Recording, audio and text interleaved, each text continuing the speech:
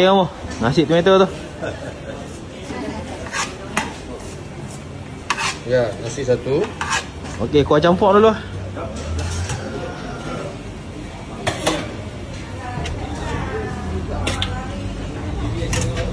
Kuah campur. Betul.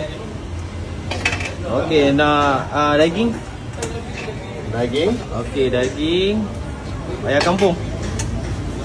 Daging kampung. Ikan pun nak juga. Ikan pun juga. Mau juga. Okey. Kambing. Dan Okey, lepas tu bagi telur rebus dengan bendi 2. ayam goreng. Ayam goreng tak lagi lah. Okey. Kira mu macam ni harga berapa? Ini ya? Kalau apa tu, kalau ada 19, itu lanjut 19 ganti 24 ini 33. RM33 lah. Ya. Ini apa? Ini daging lah, daging masak merah. Lagi ini ikan gulai bawai, ikan gulai bawai. Okey.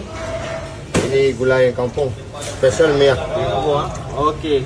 Gulai kampung. Yang ni? Ini kurma kambing lah. Mau kambing ah? Ya.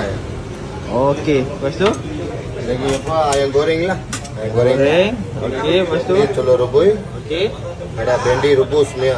Okey. Lagi Kira mau nasi atau lagi? nasi tomato satu. Betul. Boleh? Betul? Betul. Kuah campur aja.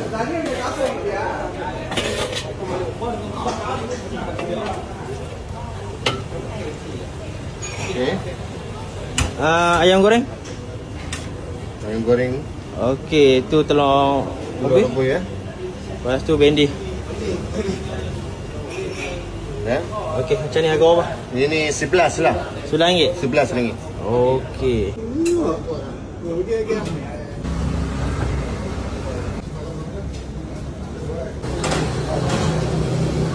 Weh, mai makan kat Amik ni. Okey, mau nasi je tu lagi. Nasi.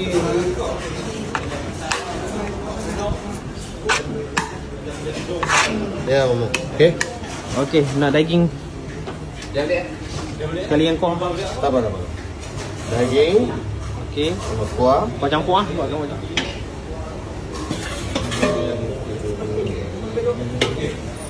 Okey.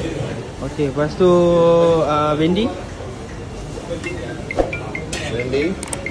Okey. Lepas tu telur rebus. Okey, macam ni harga orang. Ini ibu 11 ringgit juga. Sebelah ni juga. Ya. Sekarang 50 tahun lah. 50 tahun dah. 50 tahun lebih. Okey, ni buka pukul berapa? Pagi 6.30 Sampai sampai 1.30. Hari-hari buka.